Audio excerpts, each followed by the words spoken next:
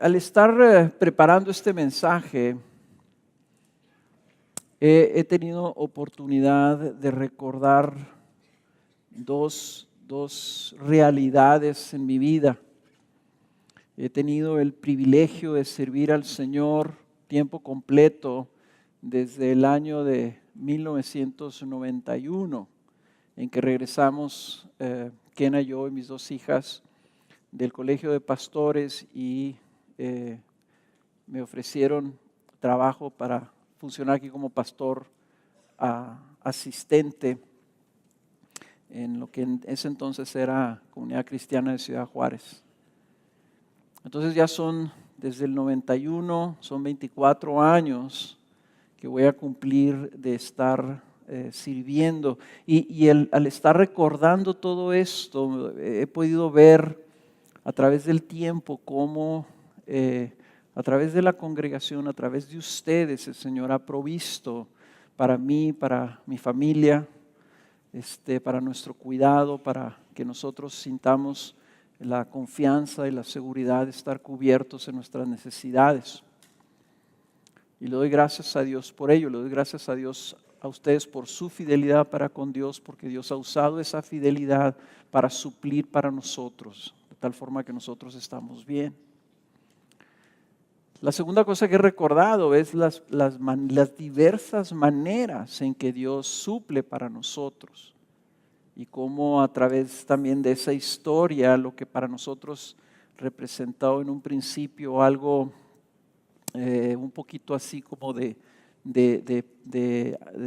no de ansiedad o de angustia, pero sí de incertidumbre, decir de dónde va a venir nuestro sustento, acostumbrados a yo por 10 años ser parte del mundo empresarial y de tener una empresa y de tener toda esa situación económica resuelta. Bueno, ahora estábamos en una situación en donde había una incertidumbre para nuestras necesidades particulares, ¿no? Y Dios en su bondad, ¿verdad?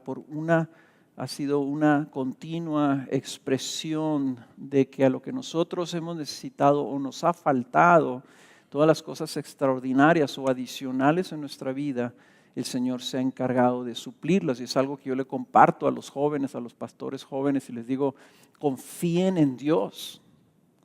No vean la congregación, no vean su sueldo, no vean ese tipo de cosas. Confíen en Dios, porque es Dios el que provee para nosotros. Y si nosotros buscamos ser fieles, Él se va a encargar de una manera o de otra de suplir nuestras necesidades. Entonces este mensaje que trata precisamente de esta controversia, de este juicio al que el apóstol Pablo había estado sujeto en la iglesia que él mismo había fundado, este cuestionamiento de por qué Pablo hacía ciertas cosas, si era realmente apóstol o si no era, o si era mejor Apolos o si era mejor Pedro, que había bandos y sectarismos dentro de la iglesia y él estaba corrigiendo todo eso, diciendo esto es una expresión de inmadurez, de arrogancia, de la carne. Sí, también tenía un reflejo en la forma en que ellos ahora le cuestionaban como apóstol su derecho de recibir una bendición. Y Pablo escribe esta carta y aquí en este capítulo llega al punto de decir, otros están recibiendo de ustedes un beneficio económico. Dice, y un beneficio que yo no he tomado, que yo no me he aprovechado, y eso para ustedes es como una muestra de debilidad de mi parte. Es como ustedes están pensando que de alguna manera yo no tengo derecho como tienen derecho los demás. Y entonces Pablo empieza hasta diciendo, es más, yo tengo más derecho que los demás. Si alguien tiene derecho, lo tendría yo, dice, porque ustedes nacieron de mí, porque Dios me usó para fundar esta iglesia. Si para otros no soy apóstol, para ustedes sí debería de serlo.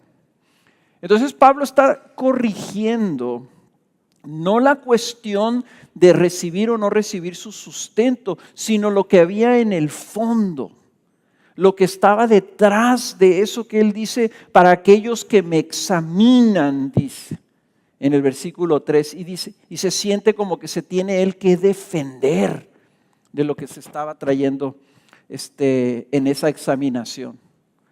Esa validez, ¿tendría o no tendría validez de Pablo recibir un sustento de parte de la iglesia? Entonces nosotros estamos viendo esto y también, ¿verdad? Yo no estoy trayendo esto porque de alguna manera hay una queja o por de alguna manera trate yo de obtener un beneficio, o el equipo pastoral obtener un beneficio de parte de ustedes, sino tratando de ir más al fondo, de ver qué es lo que hay en nuestro corazón con respecto de esto. ¿Okay? O sea, creo que a la hora de recorrer el argumento de Pablo, vamos a traer instrucción, especialmente para aquellas personas que sea poco el tiempo que se han integrado y que tal vez no saben, o sea, cómo funciona la iglesia o cómo debe funcionar. No saben cómo funciona el equipo pastoral y por qué el equipo pastoral trabaja a tiempo completo en el Evangelio. Va a ser instrucción para ello, pero creo que para todos va a servir para revisar nuestro propio corazón, ¿ok? Porque nosotros también podemos ser vulnerables a tener una actitud similar a la que tuvieron los corintios, en donde no nos fijamos y nos dejamos llevar por nuestra carne y empezamos a sentir como ellos, que ellos se sentían con el derecho de juzgar a los líderes, ¿verdad? Juzgaban a Pablo si era mejor Apolo o Pablo, o si era mejor Pedro, o si merecía más Pedro, o merecía más Apolos, o merecía más Pablo. O sea, lo que a Pablo le preocupaba es que los hermanos de la iglesia sintieran que ellos tenían el derecho de alguna manera de juzgar y determinar, este merece a esto, aquel merece aquello, a este lo vamos a reconocer, a este no, este es mejor que el otro, etcétera. Que era una muestra, como les dije, de arrogancia, de inmadurez, ¿verdad? Y de una expresión de la carne.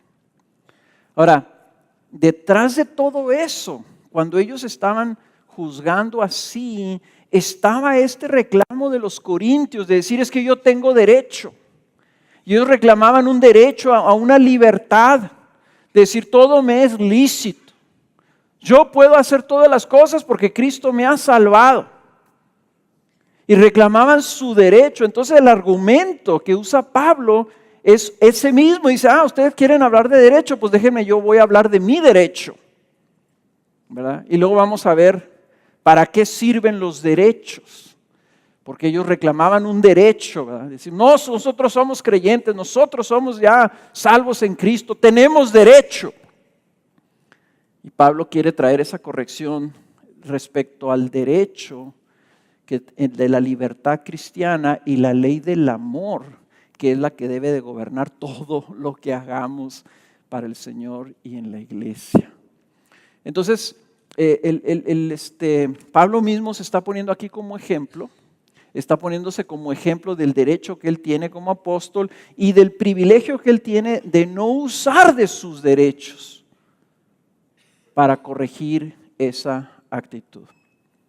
Entonces, ¿qué es esta cosa que a veces traemos nosotros adentro que nos lleva a reclamar una especie de derecho que luego nos lleva también a juzgar a las personas que tienen una posición de autoridad en la iglesia? Hay cosas, hermanos, que son cosas preconcebidas con las cuales venimos nosotros a la iglesia, que traemos nosotros del mundo. Okay. Hay una inclinación natural a sospechar de las personas en autoridad, especialmente nosotros como mexicanos, porque sentimos, ¿verdad?, que así como todas las autoridades, ¿verdad?, de alguna manera si son autoridades son corruptas, ¿verdad? Batallamos para confiar en los motivos que tienen las personas, siempre sospechamos que hay otro motivo, ¿verdad? Y nos ha pasado, ¿verdad?, a veces que nosotros comunicamos algo y las personas están tratando de encontrar cuál es el verdadero significado de lo que se está diciendo, que está bajo el agua, ¿verdad?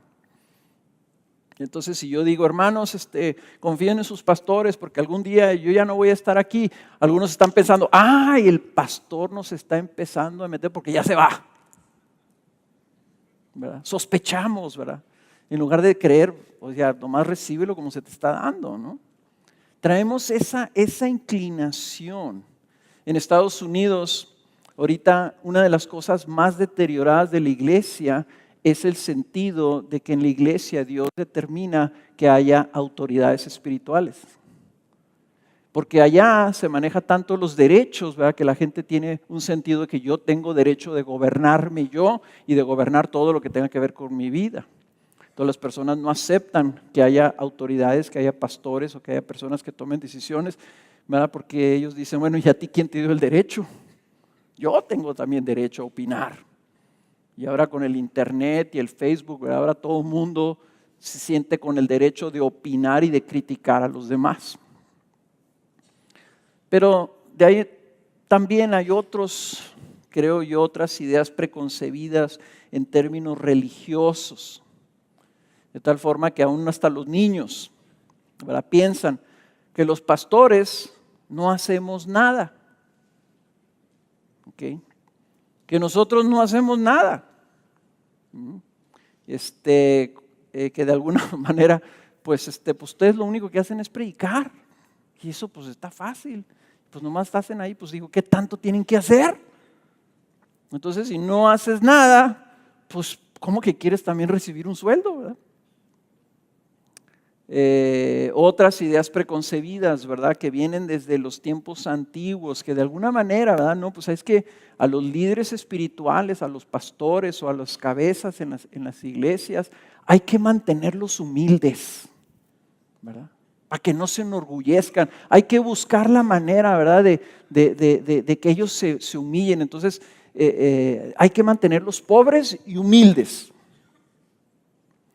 Y yo no sé de dónde salió eso, ¿verdad? Porque yo creo que del monasticismo, donde los monjes adoptaban posturas o votos de pobreza, que de alguna manera, ¿verdad?, se consideraba, bueno, entonces eso es virtuoso.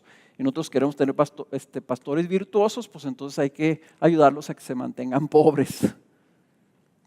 Y sabemos nosotros que la Biblia nos dice que eso no es lo que trae piedad a tu vida, ¿verdad? Otros, por ejemplo, piensan, ¿verdad?, que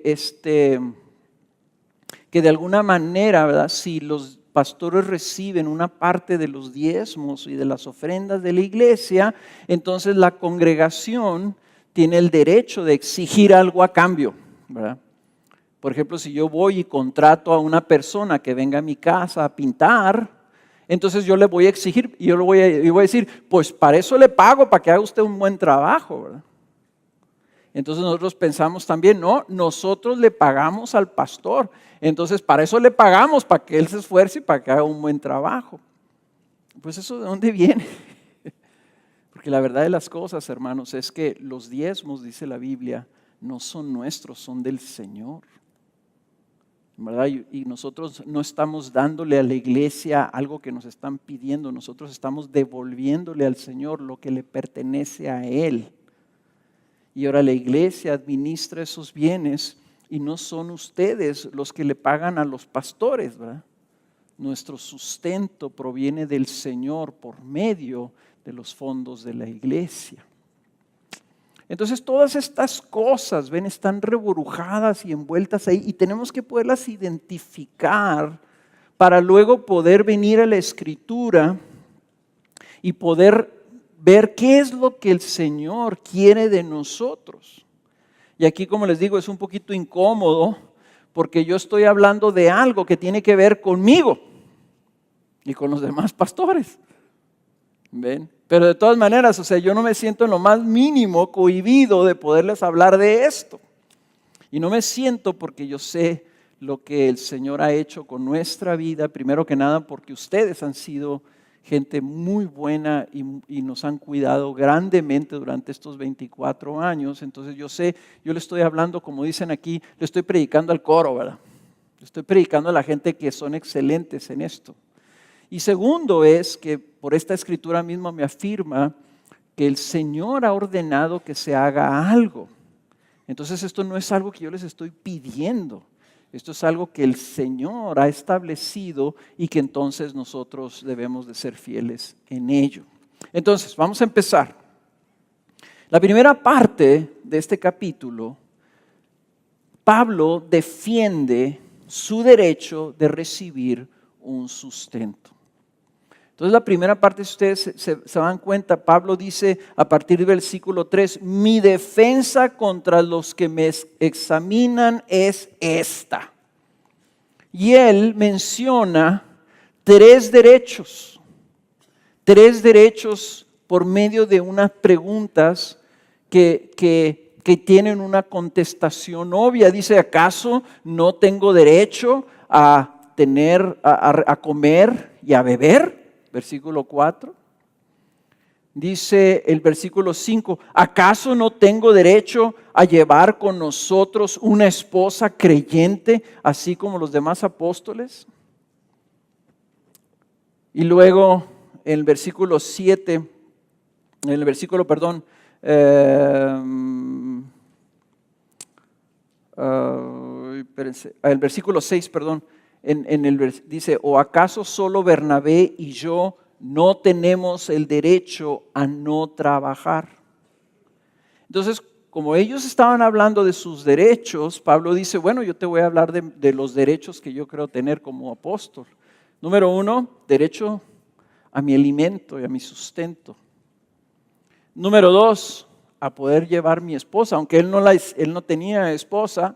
Algunos piensan que cuando él menciona a una esposa, ¿verdad? Algunos piensan que Pablo lo acompañaba y lo servía a una hermana que andaba con él, una hermana en la carne que lo servía como su hermana, porque él menciona en el libro más adelante que él no estaba casado y que inclusive él deseaba que todos fueran solteros como él. Pero él de todas maneras dice, no tengo derecho yo. Dice, Pedro anda con su esposa y los sostienen ustedes a los dos. Y el tercer punto es, dice, ¿acaso no tengo derecho a no trabajar? Que es una declaración así un poquito, que suena un poquito raro, ¿verdad? Como si que acaso el trabajo en el ministerio no es un trabajo.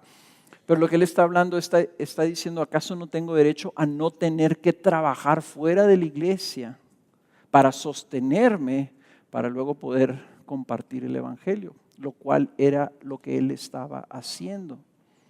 Entonces, sí, en esos tres derechos pudiéramos nosotros agregar cosas como, bueno, ¿tienen los pastores derecho de tener, por ejemplo, un medio de transporte? ¿Tienen, por ejemplo, los pastores un derecho de educar a sus hijos? ¿Tienen los pastores derecho, por ejemplo, a tener un cuidado o un servicio médico? ¿Tienen los pastores derecho a tener, por ejemplo, un seguro de vida?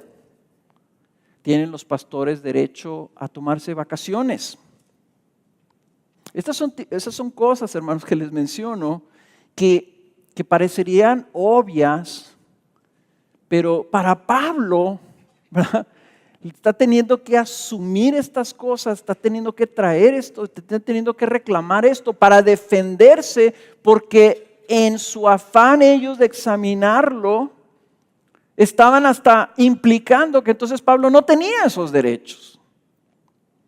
Entonces es interesante, ¿verdad?, que él lo traiga, porque la pregunta, ¿verdad?, que lo que está atrás de todo esto es entonces, ¿es el trabajo en la proclamación del evangelio un oficio que de alguna manera merezca ser remunerado, ser recompensado o ser sustentado a esa persona para que lleve a cabo ese oficio? Y yo sé, ¿verdad?, una de las cosas que cuando yo dejé mi trabajo, ¿verdad?, algunas de las personas que me conocían decían, bueno, ¿y entonces qué vas a dejar de trabajar así nomás para no hacer nada? O sea, ¿y ahora qué te vas a dedicar, verdad? ¿De qué vas a vivir? ¿Es o no es el trabajo en la proclamación del evangelio un oficio que merezca por la iglesia ser remunerado. Entonces aquí los argumentos de Pablo vienen a contestar esa pregunta. Y él hace 4, aunque algunas personas pueden tomarlo como 5, pero yo lo voy a resumir en 4 argumentos. 4 argumentos que hace aquí para decir que sí lo es. Vean el primero. En el versículo 7, el primer argumento es un argumento de justicia humana. De justicia humana. Dice en el versículo 7, ¿quién ha servido alguna vez como soldado a sus propias expensas? ¿O quién planta una viña y no come de su fruto? ¿O quién cuida un rebaño y no bebe de la leche del rebaño? Y luego dice Pablo en el versículo 8, ¿acaso digo esto según el juicio humano? O sea, Pablo está diciendo, le estoy diciendo esto porque esto debe ser lógico para cualquier humano que esté pensando. Dices, tiene sentido que tú reclutes a un soldado y luego le digas, ok, nomás que tú vas a ser soldado y vas a proteger a la nación y vas a arriesgar tu vida en defensa de la nación, pero pégale a tu trabajo porque vas a tener que trabajar de noche para que sirvas de soldado durante el día. El soldado va a decir, oye, espérame, me estás pidiendo que haga una función y luego no me vas a dar un uniforme. No, tú tienes que juntar tu lana para pagar tu uniforme. Y tú tienes que juntar tu lana para comprar tus balas. No tiene sentido. Entonces el primer argumento es el más sencillo, pero también, ¿verdad? Tiene hasta como que casi lo hace absurdo Pablo, ¿verdad? Con el soldado y con el labrador. Entonces el propósito de él es que de alguna forma entendamos que ante los ojos de Dios, Él ha establecido algo que es lógico y que siempre ha funcionado a través de la historia de la humanidad. Que cuando una persona te sirve, que trabaja, que produce algo para tu vida, esa persona es luego de alguna manera recompensada o remunerada por haberlo hecho. Segundo argumento. El segundo argumento viene en el versículo 9 y es un argumento también muy sencillo. La misma ley, la ley judía establecía que así debía ser. O sea, Pablo le está escribiendo a una iglesia que proviene y que muchos de esos nuevos creyentes eran judíos, entonces probablemente muchos de los que lo estaban juzgando eran judíos. Entonces dice, bueno, la misma ley así lo establece. Y miren lo que dice el versículo 9. Pues en la ley de Moisés está escrito, no pondrás bozal al buey cuando trilla. Okay. Vean lo que dice en el versículo 13. ¿No sabéis que los que desempeñan los servicios sagrados, o sea, en el templo, comen la comida del templo y los que regularmente sirven al altar, del altar reciben su parte? Y dice Pablo, o sea, el Señor puso esta regla de que cuando amarres a un buey, a una rueda de molino, o lo pongas ahí a pisar el maíz o a pisar el trigo, ¿verdad? Está el buey caminando, que es un animal pesado, ¿verdad? Con las pezuñas está caminando sobre el grano y lo está quebrando. Dice, bueno, pues no le pongas un bozal para que no coma. Si está trabajando, déjalo que coma de lo que está trabajando. Dice, entonces, ¿eso es algo que dijo el Señor o lo puso en la ley porque Él es como buen agricultor, el Señor quería proteger a todos los bueyes de la tierra? Dice Pablo, no está hablando de los bueyes, dice, está hablando de nosotros.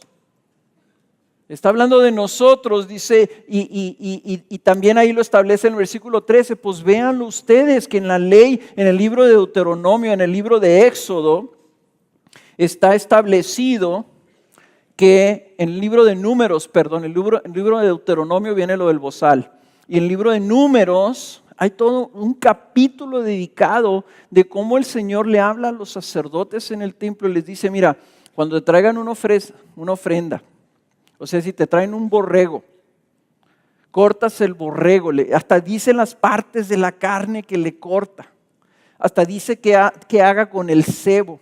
Dice, de esa parte que tú vas a sacrificar y que vas a ofrecer como una ofrenda agradable a Dios, tú vas a tomar esta parte. Y les dice que corte. A mí me reservas esto y lo demás te quedas tú para tú y tu familia para que tú comas. Y lo demás lo ofreces y lo que sobra se lo devuelves a la persona para que ellos se lo coman. O sea, el Señor se pone específico en la ley a decir, el que está trabajando en el templo va a comer de lo que se ofrece en el templo. Inclusive en otras partes, en el libro de Números y de Deuteronomio también dice, cuando tú celebres, cuando tú vengas a celebrar una fiesta, vas a traer de lo tuyo y de ahí vas a separar una parte para todos los levitas, porque ellos no tienen heredad, ellos no tienen tierras, ellos no tienen viñas, ellos no tienen rebaños. Y tú vas a llevar para que ellos también celebren junto contigo. ¿Ok? Entonces una de las cosas que el Señor quiere establecer y que pone de la ley es que tuviera cuidado su pueblo de no menospreciar a los que estaban sirviendo al Señor como si ellos no tuvieran derecho de comer y de beber y de celebrar y tener sus familias. Si el Señor se reserva gente para que les sirva, entonces Él dice a los demás, de los que Él no reservó, ustedes deben de tener cuidado porque lo que ustedes me entreguen a mí, de ahí van a comer los que me están sirviendo a mí. ¿Okay? Es el segundo argumento de Pablo. El tercer argumento de Pablo, y déjenme nomás regresarme un poquito ahí, perdón. En 1 Timoteo 5:17, tú dices, ok, pero eso era el Antiguo Testamento. Eso eran cuando había sacerdotes. Ahora nosotros ya somos creyentes, somos cristianos, ya no hay sacerdotes, ya no hay templo, ya no hay sacrificios. Pero miren lo que dice 1 Timoteo 5:17, cuando Pablo vuelve a citar este pasaje, esta cita de Deuteronomio 25, se lo cita a Timoteo y le dice así, los ancianos, o sea, los presbíteros de la iglesia, que gobiernan bien, sean considerados dignos de doble honor, principalmente los que trabajan en la predicación y en la enseñanza, porque la Escritura dice, no pondrás bozal al buey cuando trilla, dice, y el obrero es digno de su salario. Entonces en el Nuevo Testamento Pablo retoma este pasaje de Deuteronomio 25 para justificar y para instruir a su discípulo Timoteo, ¿verdad? Que lo había encomendado ahí en la iglesia de Éfeso, que se quedara encargado como un delegado apostólico y le dijo, designa ancianos.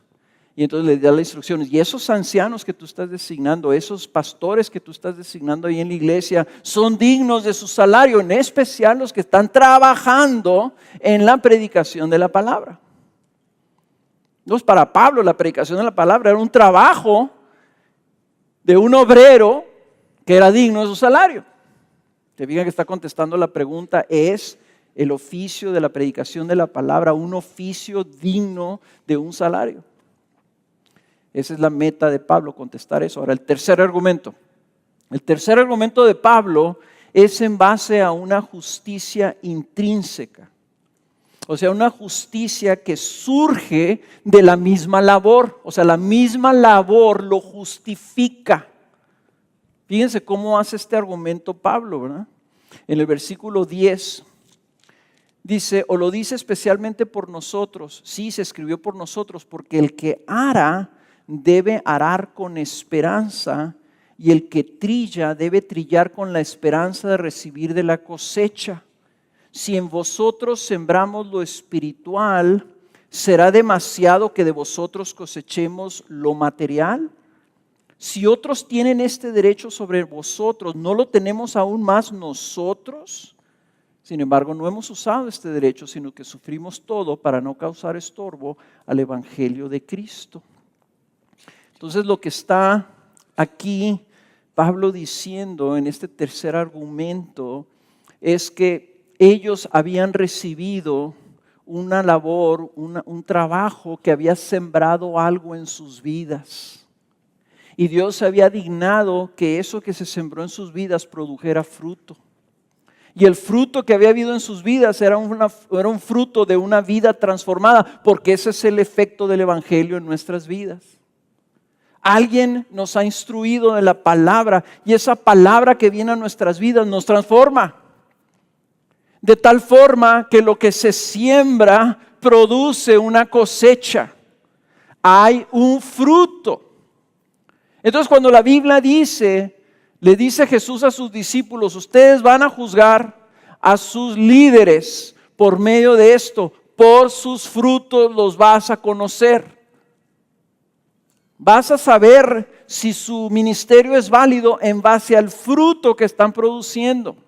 Y Pablo está diciendo aquí, en ustedes se sembró algo espiritual y por lo tanto el que está trabajando ahí tiene una expectativa, una esperanza de que eso va a cosechar algo material. Fíjese nomás. Una esperanza de algo material como resultado de una labor espiritual en nuestras vidas. A veces nosotros como que separamos lo material de lo espiritual, como que lo material es malo, el dinero es malo, la economía es mala, ¿verdad? Lo bueno es lo espiritual. Entonces al pastor hay que darle bendiciones espirituales, pero no materiales. ¿Por qué no? Porque esas corrompen. ¿Saben? Eso viene desde los griegos. O sea, eso es una filosofía que viene desde hace miles de años, en donde lo físico, lo material, el cuerpo, las cosas, de alguna manera son negativas, ¿verdad? Y lo único que es sublime y lo único que es válido es lo espiritual. Pero nosotros fuimos creados por Dios, hechos por Dios, diseñados por Dios, con la necesidad de comer y de tomar agua. Y necesitamos cubrirnos y guarecernos bajo un techo. Así nos hizo Dios. Entonces lo material no es algo malo, es algo necesario, que Dios lo entiende. Y entonces dice y instruye a su pueblo, vean esto, ustedes están recibiendo un beneficio espiritual y es correcto que esos que siembran en sus vidas cosas espirituales tengan una esperanza de que van a recibir un sustento material. A mí me sorprende la expresión de Pablo, ¿verdad? Pero no debería. Porque lo material no es algo malo, ¿verdad? Fíjese en Gálatas capítulo 6, versículo 6. Dice, y al que se le enseña la palabra, que comparta toda cosa buena con el que le enseña. Que el que se le enseña la palabra, que comparta toda cosa buena. Pónganle lo que ustedes quieran a toda cosa buena. Incluye las bendiciones espirituales, incluye que ores por tus pastores, incluye que expreses aliento y les animes emocionalmente, incluye que seas buen compañero, buen aliado, buen discípulo, incluye todas esas cosas, pero incluyen también todo lo otro que tú en tu vida llamas como cosas buenas. Entonces, ¿qué es lo que aquí está estableciendo el Señor y algo que yo quiero que todos tengamos como un valor en nuestra vida?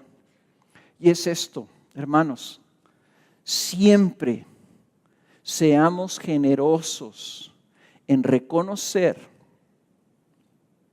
y en compartir de lo bueno que Dios nos ha dado con aquellos que traen bendición espiritual a nuestras vidas.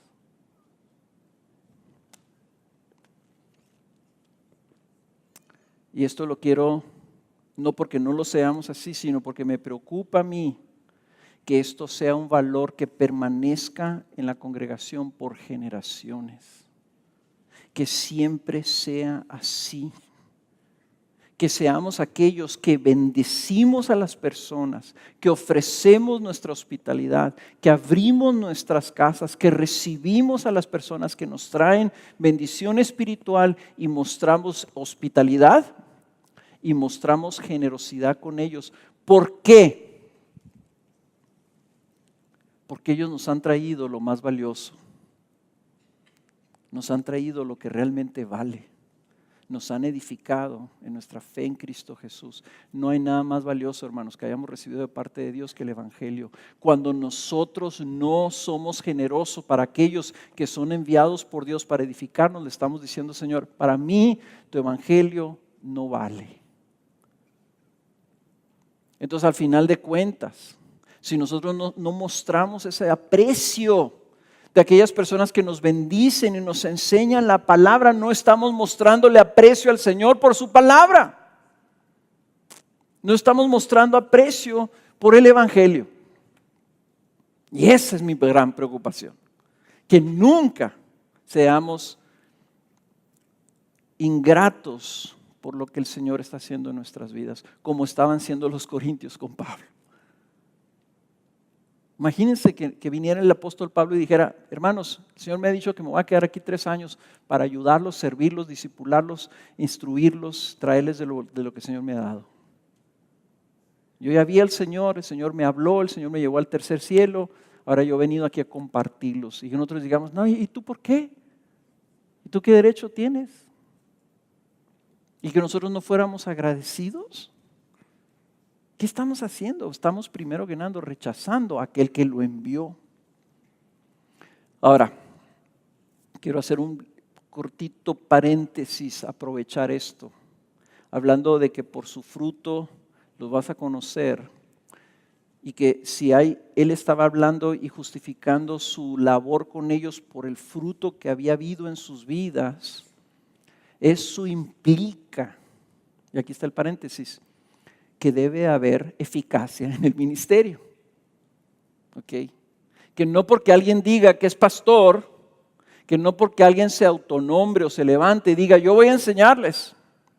Eso quiere decir que entonces la iglesia está obligada de alguna forma a honrarlos o a bendecirlos económicamente.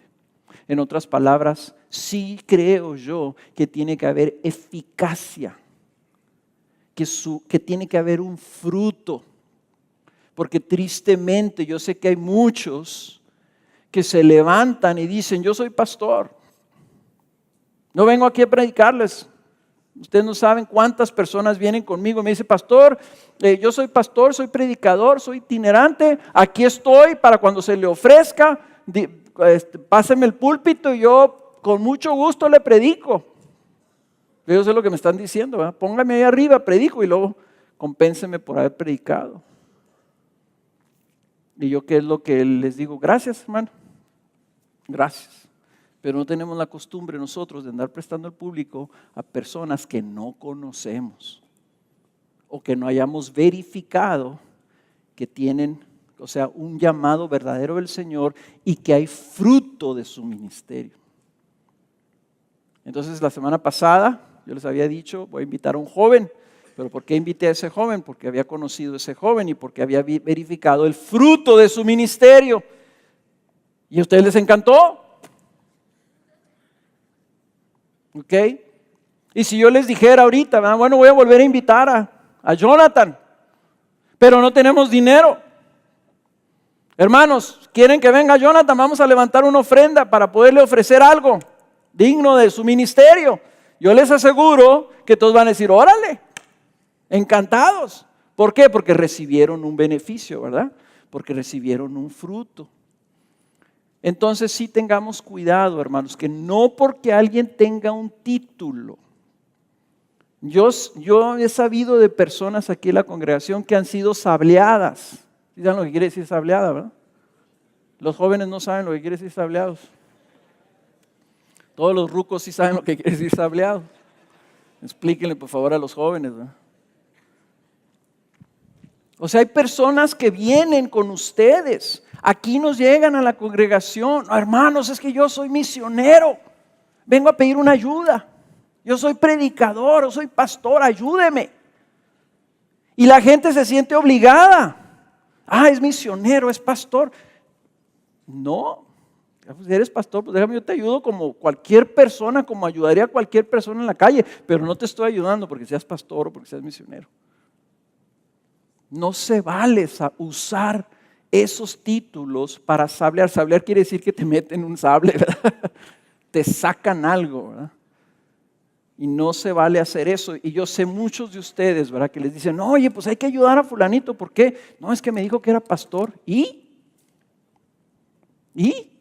quién lo hizo pastor? ¿Y dónde está su fruto? ¿Y dónde está la eficacia de su ministerio? Pablo está diciendo aquí, ustedes son la prueba, son el sello, dice, de mi apostolado. Ustedes son el sello. Yo no puedo ir a Centroamérica o Europa o ningún lado a predicar si ustedes no estuvieran aquí sentados. No tendría ninguna validez mi ministerio si no hubiera nadie aquí perseverando. Lo único que nos permite a nosotros tratar de servir a otras iglesias y tratar de sacar algo es porque ustedes son el sello, la garantía de que Dios verdaderamente nos llamó a predicar. El cuarto argumento, y es el argumento definitivo, viene el versículo 14. Lo voy a leer desde el 13, dice, ¿no sabéis que los que desempeñan los servicios sagrados comen la comida del templo y los que regularmente sirven al altar, del altar reciben su parte? Noten ustedes las palabras que dice el apóstol en el versículo 14.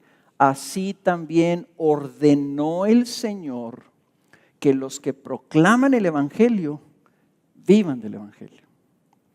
Entonces el cuarto argumento, un argumento definitivo creo yo, ¿verdad? Es que Cristo mismo lo ha establecido como una ordenanza.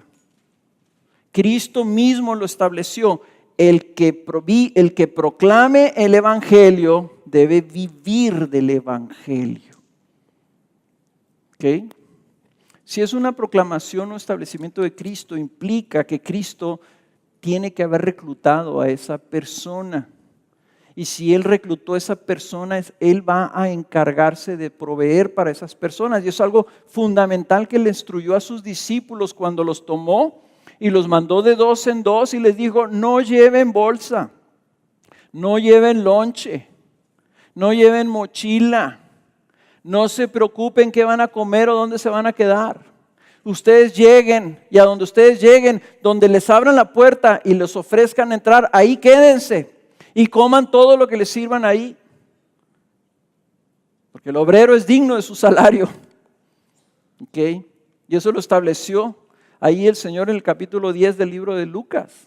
El obrero es digno de su salario, citando el Antiguo Testamento. Entonces Jesucristo mismo lo establece así. Quiere decir, hermanos, que cuando tú compartes de lo tuyo, para bendecir a una persona que está predicando, proclamando el evangelio, estás honrando a Cristo. Estás obedeciendo a Cristo, estás haciendo lo que Cristo dijo que así debe ser. Estás reconociendo que el evangelio es valioso para ti y que tú estás dispuesto entonces a abrir tu casa y ofrecer de lo tuyo para aquellas personas que están trayéndote ese beneficio. Entonces yo en ese sentido, a nombre del Señor les digo, gracias. Gracias, porque de múltiples formas ustedes expresan eso. El más reciente ejemplo es ahora del Chovi y Gaby. El Chovi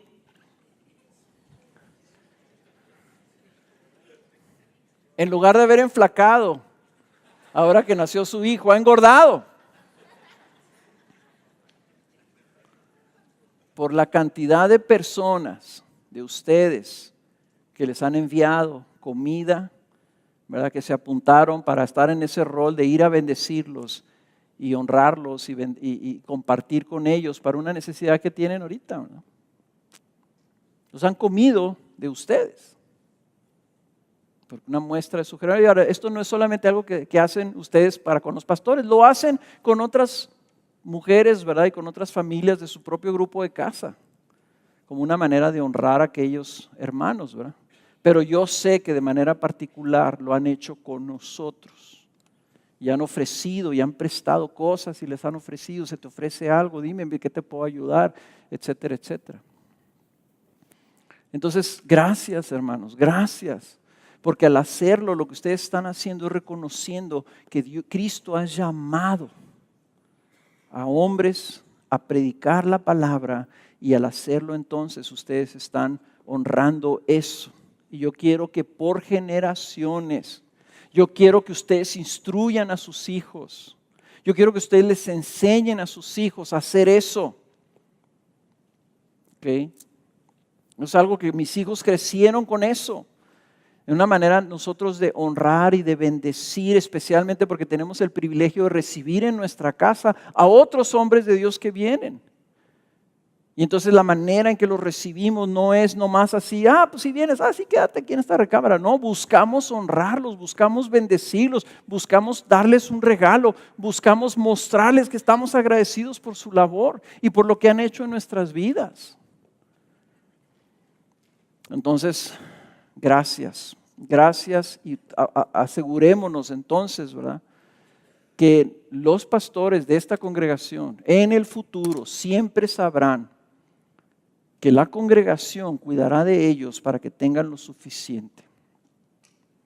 ¿Y por qué les estoy diciendo esto? Porque es importante para el Señor que las personas que Él envía, que Él llama a que proclamen el Evangelio, tengan la esperanza de recibir ese sustento. ¿Por qué es importante? Yo voy a dar 2 razones principales. Número 1, porque un líder o un pastor que no tiene esa esperanza va a ser desalentado en su labor. Dios nos hizo de tal forma que nosotros funcionamos en base al aliento que recibimos cuando vemos fruto. Si yo trabajara aquí, tengo 20-tantos años trabajando, si yo me esforzara y trabajara y me quemara las pestañas y me desvelara y velara tratara de hacer mi mejor esfuerzo, y lo único que obtuviera de parte de ustedes era indiferencia, pues yo diría, ¿qué estoy haciendo? ¿Qué estoy haciendo? ¿Para qué me estoy gastando, verdad? Con personas que no muestran ninguna forma de aprecio de lo que yo estoy haciendo, ¿verdad?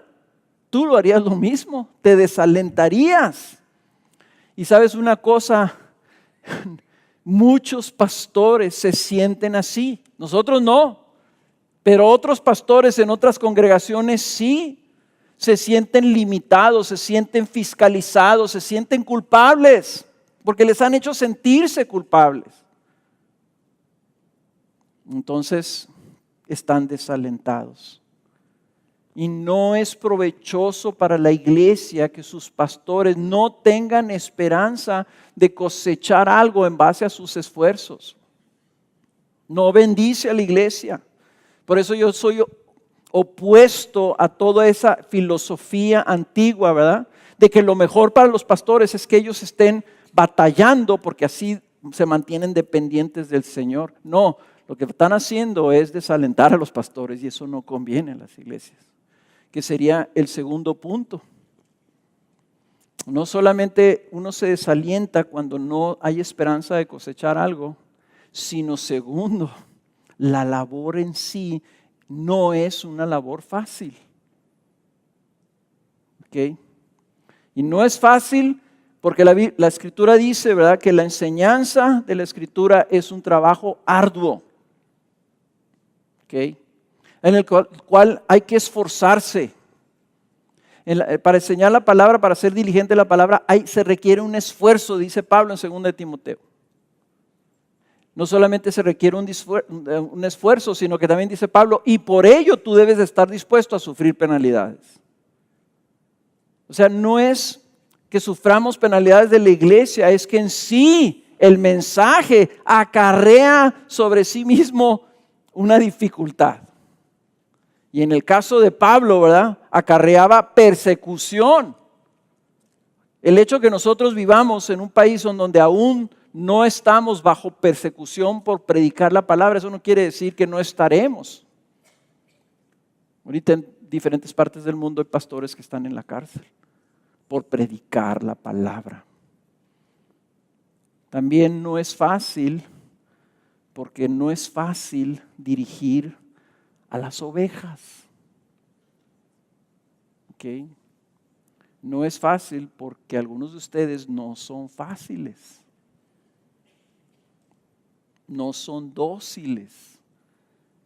Cuando el autor de Hebreos le escribe a los hebreos, les dice esto en el capítulo 13 de Hebreos, versículo 17: obedeced a vuestros pastores, sujetaos a ellos, porque ellos velan por sus almas.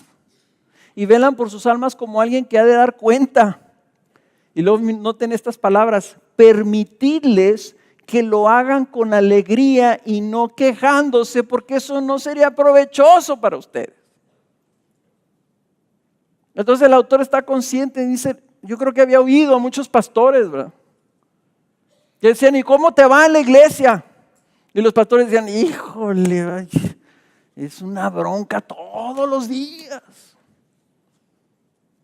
¿Y estás gozoso? Pues la verdad es que no. Dice, lo único que escucho son quejas.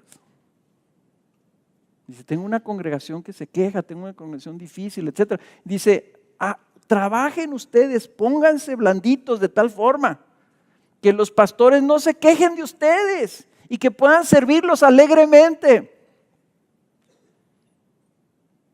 Por eso es que les digo que yo estoy hablándole y predicándole al coro, porque la verdad de las cosas, para nosotros es un gozo servir. Es un gozo servirlos. O sea, nosotros no nos quejamos de ustedes, nosotros presumimos de ustedes. Y así debe ser, dice la Escritura. Pero la realidad, hermanos, es que no es algo fácil. Para empezar, en todos los argumentos que les he dado, el cuarto argumento sería, para empezar, vamos a rendir cuentas de sus vidas. Ahorita Belardo y yo vamos a dar cuentas de lo que hicimos con ustedes. Fíjense nomás, al Señor. Por eso decía Spurgeon, todos esos pastores que tienen iglesias pequeñas y que quieren y que anhelan tener una iglesia grande, cuando lleguen a ese día en que se tengan que dar cuenta, le van a dar muchas gracias a Dios que tenían una congregación pequeña.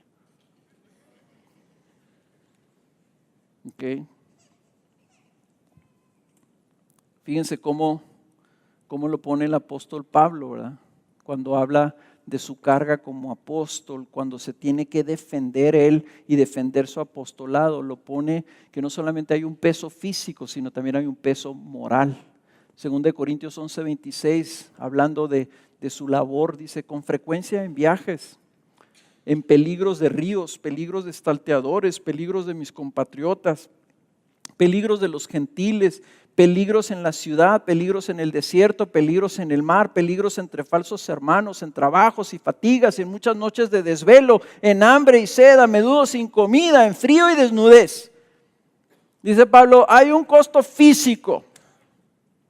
Pero noten este versículo, cuando leí yo este versículo entendí el por qué me sentía a veces como me sentía. Versículo 28, además de tales cosas externas, está sobre mí la presión cotidiana de la preocupación por todas las iglesias. Una presión diaria, dice Pablo. Dice, no es una labor fácil. Y Pablo se estaba siendo forzado a defenderse de algo. Y hermanos, miren las estadísticas. Hay estadísticas en Estados Unidos sobre encuestas que se le han hecho a los pastores. Encuestas recientes, creo que esta es del 2010. En esta encuesta que leí, entrevistaron a 1,000 pastores a lo largo del país. Noten lo que ellos dicen. El 90% de ellos se sienten agobiados y cansados de manera regular. Muchos de ellos diciendo, me siento así a veces a diario, me siento así semanalmente. 90%. El 89% de ellos han considerado alguna vez en su vida dejar el ministerio. ¿Okay? Y yo tengo que confesar que yo más de una vez he pensado, bueno, pues ya mejor dejar esta onda. El 89% de los pastores han llegado a pensar eso. Lo que es más alarmante no es eso. Lo que es alarmante es que el 57% de ellos dicen que dejarían su trabajo si pudieran encontrar algo mejor, incluyendo un trabajo secular. 57% de los pastores en Estados Unidos hace unos años, si hubieran llegado y le hubieran hecho un ofrecimiento, hubieran renunciado a su trabajo. La mitad, más de la mitad. Eso es alarmante. El 33% de ellos, una tercera parte de ellos se describiría como completamente agotados. Burned out, dicen los americanos. Y lo triste es que esa tercera parte, eso le ocurre durante los primeros 5 años de su ministerio. En otras palabras, no es después de 20 años de servir. Si durante los primeros 5 años de su ministerio, una tercera parte de ellos ya se sintieron que ya no pueden más. Una tercera parte de todos los pastores dirían que el ministerio es un peligro para sus familias.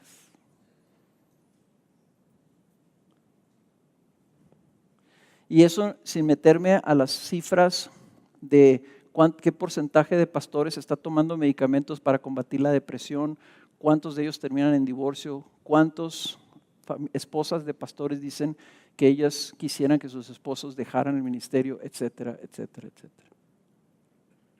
Entonces, si a eso tú le agregaras, que aparte de eso, ¿verdad? No hay ninguna esperanza de recibir algo a cambio de tu labor, pues no te sorprendas que muchos de esos pastores se sienten así porque precisamente se sienten examinados, comparados y juzgados por sus congregaciones. Hermanos, yo le doy gracias a Dios por el privilegio que me ha dado de predicar y de predicar en esta iglesia. Pero en mi labor que hago fuera de aquí, yo trato con muchos pastores que no se sienten así. Y esto que yo les estoy compartiendo, he tenido el privilegio de irlo a compartir a otras ciudades, a otras iglesias, en otras denominaciones, como una manera de servir a esos pastores y que alguien de fuera vaya y les diga lo que está sucediendo. Y no es provechoso para la congregación, ni para sus vidas espirituales, que sus pastores se sientan así. Ahora, el segundo punto para Pablo es esto. Pablo no solamente se defiende y defiende sus derechos, pero habiendo defendido sus derechos, y a lo mejor muchos de ustedes están diciendo, no, definitivamente los pastores tienen derecho a recibir su salario. Ya que los tiene Pablo así, les dice, pero yo tengo un privilegio de no ejercer mi derecho. Se las voltea y les dice, pero ¿saben una cosa? Yo predico el evangelio gratis y nunca he hecho uso de mi derecho de pedirles algo. Dice, y esa es mi gloria, de eso es algo que yo me glorío, es algo que yo tengo en mi vida. Dice, porque para mí lo más importante es el evangelio. Dice, no mi derecho. Y ese es el tema de la carta. Eso es lo que Pablo al final de cuentas está tratando de corregir, que cuando nosotros empezamos a ver horizontalmente y empezamos con esos sectarismos y con esas preferencias y peleando nuestros derechos y lo que a mí me gusta hacer y lo que a mí no me gusta, y a mí no me gusta ese pastor, me gusta más aquel y me gusta cómo predica esto, empezamos nosotros en esa manera horizontal, perdemos de vista lo más importante que es que Cristo ha tenido misericordia de nosotros. Al final de cuentas, lo más importante que tenemos es la gracia de Dios expresada en las buenas noticias de la muerte de Jesús en nuestro lugar para pagar por nuestros pecados. Entonces, Aquí les hemos dicho a nuestros visitantes, cuando pasen esas canastas por ahí, tú no sientas ninguna obligación de tener que participar en ello. Porque para nosotros lo más importante es que tú vengas y escuches las buenas noticias de lo que Cristo hizo por ti. Porque si no tienes eso, de nada sirve todo lo demás. Si pierdes tu alma, si Dios te condena, si caes bajo la ira de Dios y la condenación de Dios, ¿de qué te sirve todo lo demás? Entonces el Evangelio, hermanos, es algo que nosotros debemos valorar por sobre todas las cosas. Y les voy a decir una cosa, nosotros lo valoramos como nuestro privilegio. Tenemos el hecho yo lo digo así desde hace muchos años, yo tengo el privilegio de predicar la palabra de Dios cada semana. Y aparte, hasta me pagan.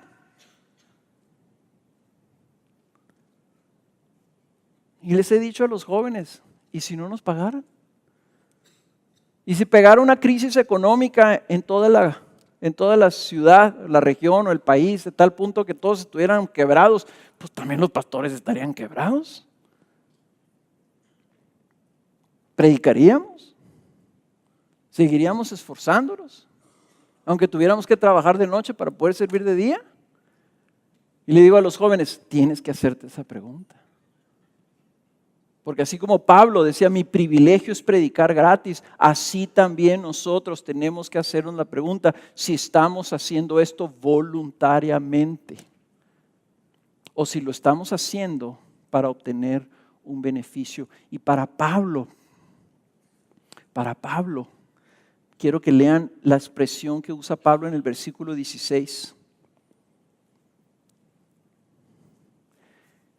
Dice, porque si predico el evangelio, no tengo nada de qué gloriarme, pues estoy bajo el deber de hacerlo, pues ay de mí si no predico el evangelio. Porque si hago esto voluntariamente tengo recompensa, pero si lo hago en contra de mi voluntad, un encargo se me ha confiado. Dice, ay de mí si no predicar el evangelio. Dice, y aparte si lo predico, yo no puedo presumir de nada. No puedo gloriarme de nada. No tengo ningún mérito propio por predicar. El predicar el evangelio es un privilegio concedido, hermanos. No es un mérito mío, ni de Abelardo, ni de nadie. No es algo que nosotros podamos gloriarnos como decir que yo soy un predicador. Yo soy un siervo de Dios, yo predico la palabra de Dios y por lo tanto yo merezco, dice Pablo, nada de eso hay en el púlpito. No puede haber nada de eso. No hay tal cosa como que un predicador del evangelio se exalte diciendo yo soy mejor que los demás. No tenemos nada de qué gloriarnos porque nosotros fuimos rescatados de la basura. Nosotros fuimos rescatados como tizones ardiendo. Nosotros fuimos rescatados de las tinieblas y de la miseria para estar en Cristo Jesús, como cualquier pecador que es rescatado. Y por la misericordia de Dios, por la sabiduría de Dios, por la bondad de Dios, y no entendemos por qué en su mente escoge a ciertas personas para que prediquen y los capacita para tal. Y les voy a decir una cosa, Dios me capacitó. Esto no es algo que yo tenía la habilidad de hacer. Naturalmente, en lo natural, cuando el Señor me salvó en un principio, nos juntábamos, éramos puros jóvenes de 18, 19, 15 años. Y yo me acuerdo que leíamos un pasaje y cuando preguntaban, ¿alguien tiene algo que compartir? Yo levantaba la mano. Yo pensé, no, yo. Y muy frecuentemente a mí ¿cómo dicen? No me daban la palabra, porque decía puras tonterías. Y muchas veces, muchachitas decían, no, pues es que yo creo que aquí Jesús está diciendo esto y esto y esto otro. Y yo me quedaba con la boca abierta. ¿Y de dónde sacó eso ella? ¿Por qué yo no le puedo entender? Y por meses yo leía la Biblia y la leía y yo pensaba que la entendía y no la entendía. El Señor tuvo que humillarme a decir, tú piensas que esa habilidad humana no lo es. Y me acuerdo el día de mi ordenación que un pastor, Bob Palmer, oró por mí y le pidió al Señor específicamente cuando impuso sus manos sobre mí, le dijo, Señor, que cuando Él abra la palabra, tú le abras su entendimiento para que entienda lo que tiene ahí. Y yo sentí ahí que el Señor me comisionaba y desde ese momento cuando he predicado, el Señor me da el sentido de lo que estoy leyendo. No es habilidad humana, yo no tengo ningún mérito. ¿Qué tengo que no haya recibido? Dice la Escritura. No tengo nada de qué gloriarme. Entonces, ¿por qué lo está diciendo? Lo está diciendo así Pablo. Porque para él el Evangelio es el tesoro. Hermanos, el Evangelio es el tesoro. Es el tesoro que tú debes de guardar en tu vida por sobre todas las cosas, lo que Cristo hizo por ti. Yo no estoy aquí para decirte que tú debes de tener en alta estima a tus pastores. Estoy aquí para decirte que tú tienes que tener en alta estima el Evangelio de Cristo Jesús. Yo estoy aquí para decirte que tú debes de levantar por encima de todas las demás cosas la obra de Cristo en tu vida. Y si tú no tienes a Cristo, tú necesitas a Cristo. Y necesitas hacer a Cristo el Señor de tu vida, el amo de tu vida, el dueño de tu vida. Y tienes que entregarte por lo que Él hizo. Date cuenta, Él dio su vida en una cruz para que tú tuvieras la oportunidad de venir a Cristo el día de hoy. Ese es el mayor tesoro. Y para mí es mi privilegio el yo anunciarte esas cosas. El yo exhortarte y llamarte y decirte, ven a Cristo. Ese es mi privilegio. De eso me gloria, que Dios me permitió hacer eso. Y eso debe ser suficiente para mí y lo es. Lo es. Y estoy dispuesto a hacer eso el resto de mi vida, aunque no me paguen. Si me dijeran, paga para que tengamos la oportunidad de subirte al púlpito, yo pagaba para que me dieran la oportunidad de que me subiera al púlpito. Para predicar las buenas nuevas del Evangelio de Jesucristo. Lo hacemos voluntariamente y deseoso porque se nos ha encomendado algo precioso en nuestras vidas. Entonces, cuando Pablo voltea esto a los corintios, ahí les va la clave. La clave de esta enseñanza, la clave de la enseñanza de todo Corintios es esta. Que hay una ley mayor que nuestros derechos. Yo no estoy aquí para reclamar los derechos de los pastores. No estoy aquí para decirles que ustedes no tienen derecho tampoco. Estoy aquí para decirles que en Cristo Jesús hay una ley mayor que sobrepasa los derechos. Y la ley es la ley del amor. El predicador debe proclamar el Evangelio por amor a Cristo y por amor al Evangelio y por amor a la gente. No porque sea su derecho, no porque nada, sino por amor. Porque Cristo mostró amor por él y en una respuesta de ese amor salimos a llevar a cabo este encargo que se nos encomendó. Le he pedido al Señor, es una oración que yo hago, Señor, dame 20 años más de predicar. Nomás que tengo años pidiéndole eso mismo. Y se lo sigo pidiendo cuando el Señor dice, oye, no estás rebajando los años que te estás haciendo viejo. Yo le digo, dame 20 años más de predicar el Evangelio. Ya no oigo bien, ya no veo bien. Pero mientras tenga fuerzas, mientras tenga la habilidad y no se me vaya tanto la onda, se me va la onda, pero no se me vaya tanto la onda que ya no pueda predicar, le voy a decir, Señor, permíteme, concédeme esto. El día que ya no me lo conceda, Señor, regresamos a limpiar los baños o a trabajar en el estacionamiento, a hacer lo que tú quieras. Yo sé que esto es una concesión del Señor. Y lo hago porque lo amo, porque amo su palabra y porque los amo a ustedes. Segundo, la iglesia debe apoyar a los predicadores, no por obligación, no porque sea derecho de los pastores, sino por amor a aquellos que les vienen a traer las buenas nuevas. La Escritura dice, qué hermosos son los pies de los que nos traen buenas nuevas. Lo que debe de motivar su fidelidad, hermanos, no es que yo los haga sentir culpables, no es que los haga sentir como que ustedes tienen una obligación. Lo que debe de motivarlos es que ustedes aman esa palabra, aman esas buenas nuevas y entonces por amor a aquellos que se las traen, ustedes entonces deben de ser fieles. Ambas respuestas, la del predicador como la de la congregación, iluminan y reflejan el amor de Dios que Dios tiene para con nosotros. ¿Okay? Entonces, habiendo dicho todo esto, volvemos al tema bueno, entonces, ¿qué es lo que se tiene que hacer? ¿Qué es lo que se tiene que hacer?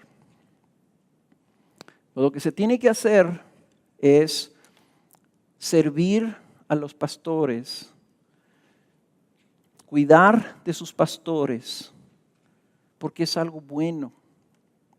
¿Okay? Porque de esa manera ustedes guardan el depósito y sirven, ¿verdad?, a aquellas personas que los están sirviendo a ustedes. En la iglesia, nosotros tenemos una meta, que ya estoy hablando como equipo pastoral, como filosofía, digamos, de orden en nuestra organización. Nosotros designamos salarios para los pastores. Nuestra meta en la designación de salarios es que los pastores tengan suficiencia. ¿Okay? Que los pastores tengan suficiencia para cubrir sus necesidades y puedan dedicarse al evangelio sin preocupación. Esa es nuestra meta. De que los pastores tengan una vida digna, tengan una vida donde hay suficiencia. Ahora, muchas veces esos sueldos no son suficientes para otras cosas. Y Dios en su bondad provee por otros medios. Yo puedo darles incontables testimonios de cómo Dios provee para otras cosas que nuestro salario no provee. Ahora, la iglesia designa salarios y esos salarios son fijos, o sea, son salarios que están establecidos. Suban o bajen las ofrendas o los diezmos, ¿verdad? Los salarios están permanentes. O sea, nosotros no creemos en esa filosofía que los diezmos son de los pastores. ¿Okay? No, los diezmos son de la iglesia, son del Señor. Y entonces la administración de la iglesia, el gobierno de la iglesia debe designar. Nosotros no nos autoponemos nuestro sueldo. Designamos nuestros sueldos. ¿Okay? Autoponemos, es otra cosa. Yo creo que ya no me quedan 20 años, ¿verdad? No nos autodesignamos. Por ahí lo tengo anotado, pero ahorita para encontrarlo, ¿verdad? O sea, internamente, o sea, el Consejo de Pastores designa el sueldo de los otros pastores. En mi caso, Abelardo y Ricky son los responsables de mi sueldo y ellos se apoyan inclusive a veces con algunos de ustedes. O sea, algunos de ustedes que tienen experiencia, que me conocen, que conocen mi estilo de vida o mis necesidades, etcétera, reciben consejo de parte de ustedes para verificar mi sueldo y también checan y pueden recibir este consejo de pastores fuera de nosotros en Gracia Soberana que revisan eso. ¿Okay? Y el sueldo de Abelardo, ¿verdad? Pues está consensado entre Ricky y yo y otros pastores para lo que él recibe ahorita. Nosotros consensamos los sueldos de Alex y de Roberto. La meta entonces es suficiencia, porque Vean ustedes en Filipenses 4:10, hermanos, que es algo que nosotros aspiramos a tener como pastores. En Filipenses 4:10, Pablo habla precisamente de haber recibido una ofrenda de parte de los filipenses. Ese es el contexto de lo que está escribiendo aquí. Y dice, me alegré grandemente en el Señor de que ya al fin, pobrecillo, ya al fin habéis reavivado vuestro cuidado para conmigo. Se les había olvidado que Pablo existía, ¿ok? Y algo se acordaron y dijeron, oye, por cierto, hace mucho tiempo que no le mandamos algo al apóstol. ¿Dónde andará? Pues creo que anda allá en Corintios y ya lo andan queriendo correr allá. Pues le mandaron una ofrenda. Ha revivado vuestro cuidado para conmigo. En verdad, antes os preocupabais, pero os faltaba la oportunidad. No que hable porque tenga escasez, pues he aprendido a contentarme cualquiera que sea mi situación. Sé vivir en pobreza y sé vivir en prosperidad. En todo y por todo he aprendido el secreto tanto de estar saciado como de tener hambre, de tener abundancia como de sufrir necesidad. ¿Cuál era el secreto? Un versículo que muchos de ustedes tal vez usen incorrectamente. Todo lo puedo en Cristo que me fortalece. O sea, el contexto de ese versículo, de que todo lo puedo en Cristo que me fortalece, es el contexto de tener contentamiento con lo que tenemos. ¿Okay? Sin embargo, dice Pablo, habéis hecho bien en compartir conmigo en mi aflicción. Entonces Pablo no está diciendo, ¿saben qué? Qué bueno, yo quiero ser pobre. No, Pablo está dejando a un lado su derecho del evangelio, no para ser pobre, sino para no estorbarle al evangelio. ¿Por qué? Porque en el ambiente en el que él estaba abriendo brecha. En ese ambiente Pablo consideraba que era mejor no recibir nada de parte de las iglesias para no ser objeto de acusaciones falsas. Para darle más valor a la predicación, de decir, este está predicándonos algo y no lo está haciendo por un beneficio. No lo está haciendo para obtener algo de parte nuestra, lo está haciendo por una intención de compartir la verdad. Ahora, tristemente, en nuestro mundo cristiano del día de hoy, muchos sí comercian con el evangelio. Pero el evangelio no es un negocio, hermanos. No debería ser nunca un negocio. ¿Y cómo comercian? Comercian con falsas enseñanzas, buscando una ganancia deshonesta a costa de la iglesia.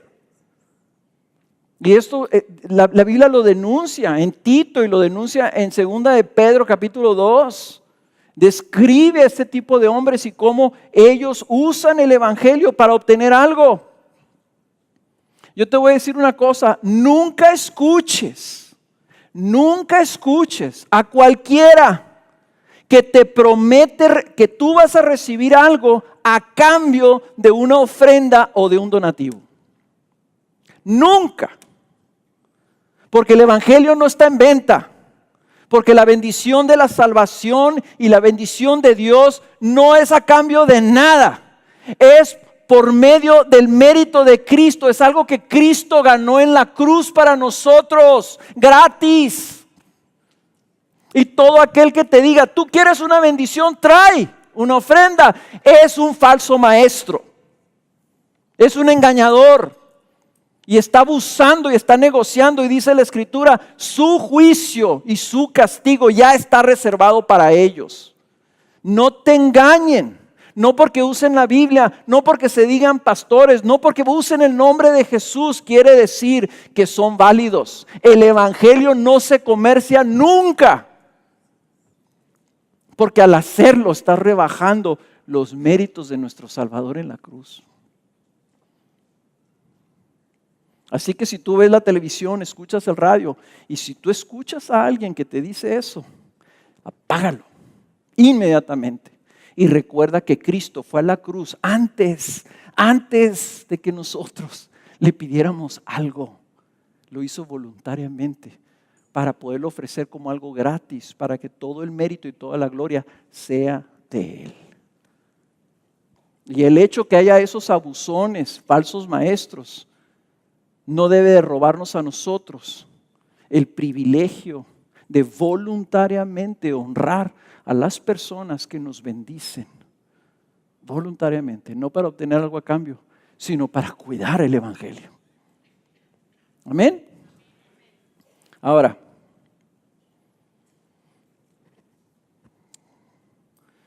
mis últimos comentarios. Yo le doy, como les dije, yo le doy gracias a Dios por el cuidado que han tenido por mí. Que yo no necesito, o sea, a mí me sorprende cómo Dios los mueve, cómo Dios los bendice, a bendecirnos a nosotros, y le doy gracias a Dios. Hermanos, mi carga ahorita es que ustedes piensen que de alguna manera lo deben hacer conmigo y no con el resto del equipo pastoral. Ok. No tengan una mayor consideración para conmigo y con Kena, okay, que tengan para con los demás. La única cosa que nos distingue es que tenemos más tiempo haciéndolo. Okay. Pero sí tengan cuidado, porque cuando él habla de esto, cuando Pablo habla de esto, no es el pastor, son los que les bendicen, los que les enseñan la palabra. Y de ahí estoy hablando también, si tú tienes líderes o maestros que te están sirviendo, si hay maestros que están sirviendo a tus hijos, expresa tu generosidad y tu gratitud con todos ellos. Okay, el principio es que nosotros busquemos y bendigamos a aquellos que nos están sirviendo espiritualmente. No sé si me explico.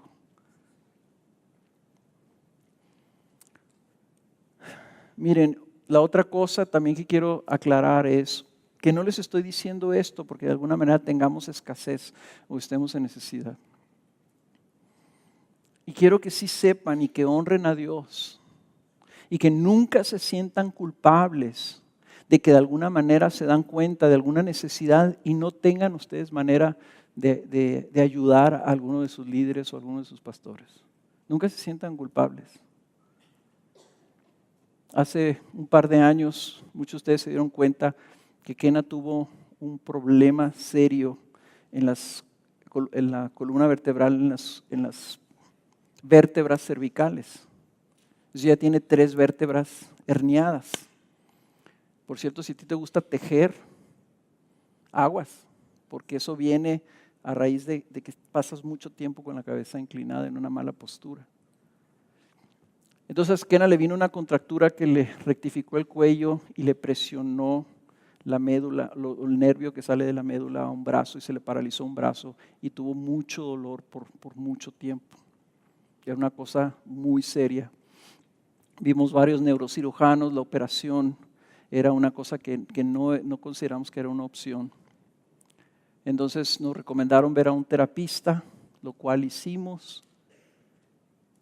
Y ella pudo recibir el cuidado por medio de estos doctores terapistas. Lo que a lo mejor ustedes no saben es que 2 meses antes, un empresario de otro país me entregó un cheque por una cantidad que a mí se me hacía demasiado grande. Un cheque que yo le quise devolver. Y él me dijo, no. Dice, el Señor a veces, dice, me habla y me dice y me muestra que yo tengo que ayudar a alguna persona. Dice, y en este caso fue muy específico que eras tú y muy específico esta cantidad. 2 meses antes. Y yo me acuerdo que cuando lo comenté con Abelardo, o sea, veíamos, bueno, pues aparentemente él está muy convencido, vamos a ver de qué se trata, pero ya sabemos que cuando Dios hace algo así es porque lo vamos a necesitar. Y efectivamente, 2 meses después, Kena se lastimó. Cuando yo hice cuentas de todos los gastos, medicamentos, que por cierto que también otra hermana de la iglesia nos bendijo con medicamentos que a ella le sobraban y que a Kena le servían. Medicamentos, médicos, radiografías, esas cosas, resonancias magnéticas, pero principalmente la terapia diaria Y por los que sepan lo que cuesta la terapia es costosa. Diario por un mes completo. El total de todos esos gastos fueron exactamente la cantidad que este hombre me mandó. Y como ese testimonio les puedo dar muchos otros. Muchos. Por la gracia de Dios, Dios nos permitió, Él sabía lo que me iba a llamar, me permitió tener una empresa, me permitió ser socio de una empresa lucrativa, me permitió tener una carrera, me permitió tener ahorros, me dio una familia que ha provisto para mí, no solamente a mí, sino a otros pastores. Mi padre me dejó una pequeña herencia. Dios ha provisto. Dios nos ha bendecido, nos hemos podido tomar 3 o 4 vacaciones como familia. Hermosas, memorables, que mis hijos dicen, papá, esos son los tiempos más hermosos que pasamos como familia. Yo estoy consciente que Dios los usa a ustedes para suplir nuestras necesidades, pero más consciente estoy de que es Él el que me llamó y Él se encarga de nosotros. Por lo tanto, tú nunca te sientas culpable, nunca te sientas presionado, nunca te sientas obligado, sino que todo lo que hagas en favor de los pastores o de los líderes que estén en tu vida, que siempre sea, chécate, que sea algo voluntario y no como obra de manipulación o por un sentido de condenación de tu parte. Ahora, habiendo dicho esto, también les quiero decir esto. Yo sé que muchos de ustedes han cuestionado a lo mejor nuestro estilo de vida. Si uno de ustedes llega aquí a la congregación un día y salimos y los vemos que traen un carro nuevo, oye, qué padre, felicidades, qué bonito está. Si yo llego a la congregación con un carro nuevo,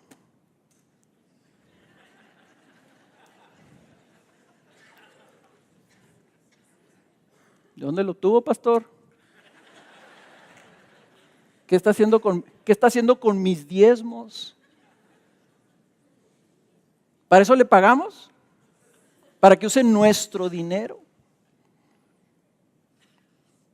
Ustedes no saben cómo lo obtuve, ustedes no saben de dónde viene, ustedes no saben esas cosas, pero pudieran ser tentados a cuestionar o a sospechar o a dudar. Hermanos, tengan cuidado con esas cosas. ¿Saben cuál es el antídoto? El antídoto es, si tú tienes una duda, pregunta. Pregunta. A mí me encantaría darles testimonio de las maneras como Dios provee para que podamos tomar vacaciones o para que podamos tener un carro, para que podamos tener alguna cosa así. A mí me encantaría decirles, de veras, no sería carga, no sería cosa así de que, ¿por qué me estás preguntando? ¿Qué dudas de mí o qué? Me encantaría, ¿ok? Y si no quieren preguntarme a mí acerca de mí, pregúntenle a Abelardo. Pregúntele a Abelardo, oye, ¿y este vato qué onda? Está locón el pastor ahí llegó ahí. Pregúntenle a él, porque en ese aspecto procuramos una transparencia. Yo sé dónde están sus broncas, yo sé cuánto debe, yo sé cuánto gana, yo sé cuáles son sus decisiones y sobre qué base las toma. Y él sabe lo mío también. Pregunten antes de emitir un juicio. La solución a eso es que tú tengas esa libertad para evitar, hermanos, evitar que el evangelio tenga un estorbo en tu vida o en la vida de los demás. Obviamente está implicado ahí también que si tú tienes una duda no lo vayas y lo comentes con alguien más, sino que vayas y lo comentes con la persona que puede aclarar tu duda. ¿Ok?